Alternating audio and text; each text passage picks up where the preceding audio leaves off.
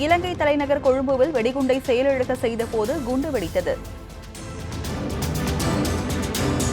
தீவிரவாதிகள் மறைத்து வைத்திருந்த வெடிகுண்டை கைப்பற்றி செயலிழக்க செய்யும் போது இந்த விபரீதம் நிகழ்ந்துள்ளது. இதுகுறித்து செய்தியாளர் நிஷாந்தனிடம் தகவல்களை கேட்கலாம். நிஷாந்தன், தற்போதைய கள தகவல்களை பதிவு செய்யுங்க.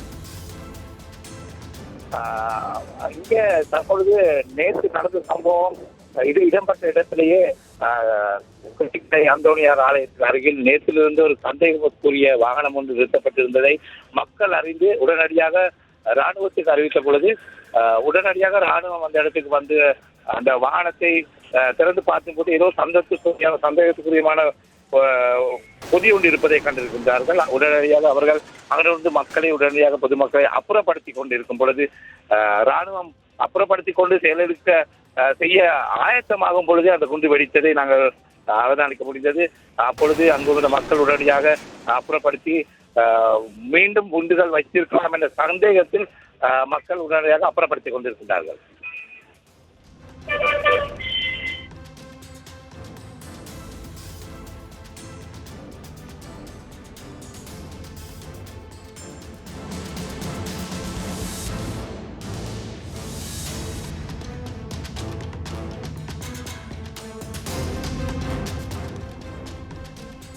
கிஷாந்தன், இதுவரை எத்தனை பேர் வரைக்கும் கைது செய்யப்பட்டிருக்காங்க?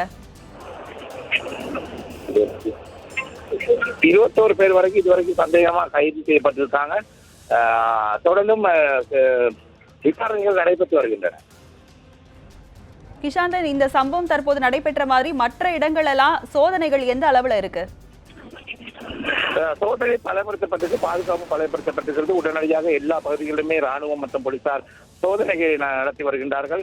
சந்தேகத்துக்குரியமான வாகனங்கள், சந்தேகத்துக்குரியமான யாரையும் கண்டால் உடனடியாக போலீசார் மற்றும் ராணுவம் சோதனைக்கு உட்படுத்துகின்றார்கள். உடனடியாக மக்கள் கூடும் இடத்திலே மக்களை ஒன்று கூட வேண்டாம், உடனடியாக அவர்கள் வீடுகளிலே இருப்பதா பாதுகாப்பு உடனடியாக அவர்களை உடனடியாக நகரத்துக்கு வந்த மக்களை வீடுகளுக்கு செல்லுமாறு வலியுறுத்தி கொண்டிருக்கிறார்கள் ராணுவம்.